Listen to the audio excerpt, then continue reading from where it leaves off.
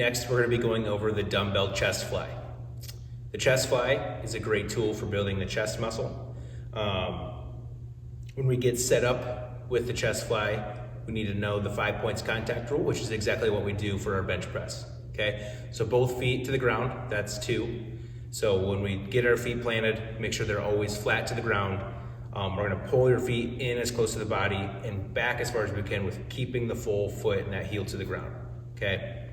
The reason for that is it allows your hips to stay engaged, right? So when we start thinking about engaging the core, squeezing the glutes, squeezing the abdomen, we actually are going to have that low space, or that little space here in the low part of our back actually present, right? So we actually want that space for both the chest fly and the bench press.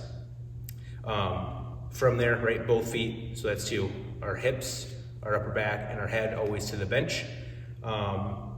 The reason for this is, right, we obviously want those points so that way when we're doing the movement, right, we're not going to move around too much actually physically on the bench, and then that way we can make sure that we're staying symmetrical during the movement, so like one side doesn't pull versus the other.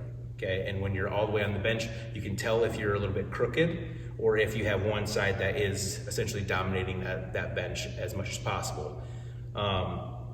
Some people like to square the shoulders up first and then go down.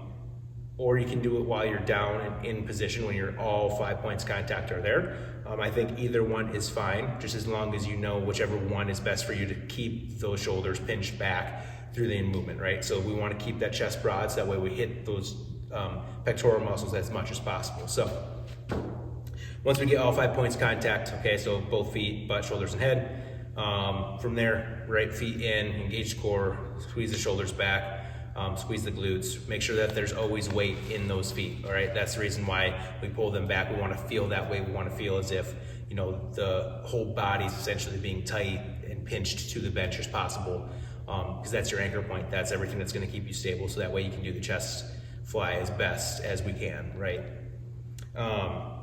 From there, the chest fly is essentially like giving someone a bear hug, okay?